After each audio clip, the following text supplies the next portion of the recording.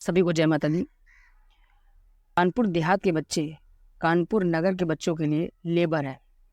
प्रश्न चिन्ह। कैसे? दोनों को अलग करते हैं, कानपुर नगर के बच्चों को और कानपुर देहात के बच्चों को। कानपुर नगर के बच्चे पढ़ाई कर रहे हैं, जावा पाइथन जैसी लैंग्वेज सीख रहे हैं, हिंदी इंग्लिश कंपटीशन में भाग ले रहे हैं, ओलंपियाड में जा रहे हैं, वॉलीबॉल सीख रहे हैं, खेल नहीं रहे सीख रहे हैं, और चेस खेलना सीख रहे हैं। वहीं पर कानपुर देहात के बच्चे सिर्फ पढ़ाई कर रहे हैं और सिर्फ पढ़ाई कर रहे हैं। खेल के नाम पे पकड़म पकड़ाई या बर्फ पानी खेलते हैं। ना ही उसका स्टेट होता है, ना ही उसका डिस्ट्रिक्ट होता है, और ना ही उसका नेशनल मैच होता है। जब उनमें से 75% बच्चे सरकारी नौकरी में नहीं जा पाते हैं तो उनके पास ऐसा कुछ भी नहीं होता है, ना ही कोई स्किल, ना ही कोई पर्चा, ना ताम पत्र नाम की कोई चीज़ होती है उनके पास कि कोई प्राइवेट कंपनी में जाके वो कह सके कि मेरे पास ये प्रतिभा है, इसके आधार पे मुझे आपकी कंपनी में 50,000 की जॉब चाहिए इंटरव्यू के बेस्ड पे। ऐसी कोई प्रतिभा है नहीं, तो वो जाते हैं 20,000 की नौकरी पे करने, लेकिन नहीं लग पाती क्योंकि स्किल तो कोई है नहीं। 20,000 की वो नौकरी करते हैं। कुछ लोग कहेंगे ये दुर्भाग्य है। दुर्भाग्य नहीं है, ये हमारी गलती है।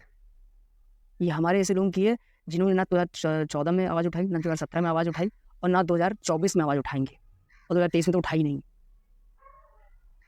उसी कंपनी में शहर के बच्चे मैनेजर होंगे या फिर कोई ऐसी पोस्ट में 1.5 लाख और उससे ऊपर की महीने की सैलरी ले रहे होंगे। गलती हम ही लोगों की है। पहले भी जो अब भैया लोग होंगे, जिनको हम लोग भैया बोलेंगे, उन्होंने पहले आवाज़ नहीं उठाई और हम भी नहीं उठाएंगे। तो ये जो ऊपर की जो टॉपिक था वो बिल्कुल सही निकला कि लेबर ही है सब, क्योंकि सब तो सरकारी नौकरी हो नहीं पाएंगे। ये सत्य, ये भी एक सत्य है। जब अपने घर में ही खोट है तो मैं दूसरों को क्या कहूँ। मैं अपने गांव की बात करता हूँ, मंगटा गांव की। कानपुर देहात का समृद्ध गांव में मंगटा गांव का नाम आता है। क्या करा मंगटा गांव ने? 2014 से 2024 में क्या अंतर आ गया है गाँव में, बताओ। कि बच्चे बहुत अलग चीज़ की तैयारी करने लगे हों। 2014 में जिस चीज़ की तैयारी हुआ करती थी गाँव में, उसी चीज़ की तैयारी उस वहीं पर होती है। Group C group B level की तैयारी।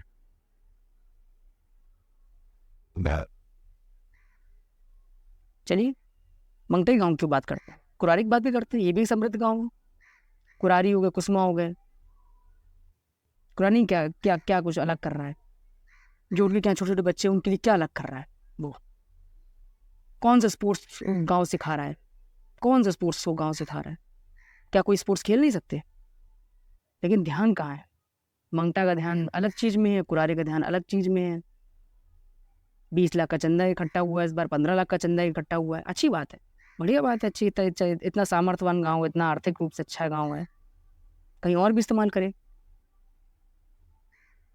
और एक गांव है मलासा, कानपुर देहात का बहुत चर्चित गांव है ये। यार कोई व्यक्ति अगर ना भी जानता हो कानपुर देहात में, तो इस गांव को अधिकतर लोग जानते हैं। मैं सबसे बड़ा दोषी कहीं ना कहीं उस गांव को ही मानता हूँ, क्योंकि जब इतना सामर्थ्यवान गांव होने के बावजूद भी मलासा से गांव ने कभी खेल के लिए कभी प्रोत्साहन नहीं करा, ना अपने गांव को ना बाकी गांव को। उसका सिर्फ एक प्रोत्साहन था कि हमारे गांव के लड़के सरकारी में जाएंगे।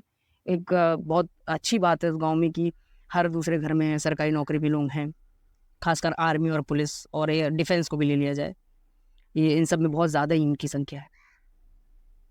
जब इतना सामर्थ्य, इतना काबिल गांव, उन्होंने आवाज़ नहीं उठाई। लेकिन उनको देख करके बाकी अगल बगल गाँव ने भी होड़ लगा दी इसे सरकारी नौकरी में। उन्होंने कहा स्किल हो ना भाड़ में जाओ, कुछ ना हो, लेकिन तू बस सरकारी में हो। अरे नहीं हुआ तो क्या करेगा?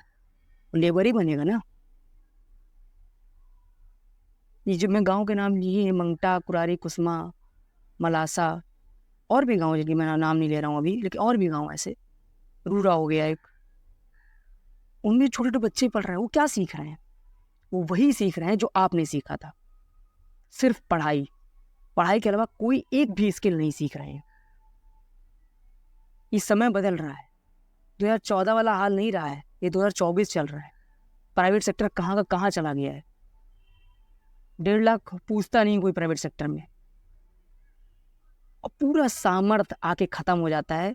मतलब मैं देखता हूँ मेरे गांव में इतने सामर्थ्य तगड़े तगड़े लोग हैं जिनके अंदर इतनी ताकत है कि वो महीने का 80,000 रुपये कमाए, महीने का 1.5 लाख रुपए कमाए, 5 लाख रुपए कमाए, उनका पूरा सामर्थ्य आके फैक्ट्री में 20,000 की नौकरी में खत्म हो जाता है।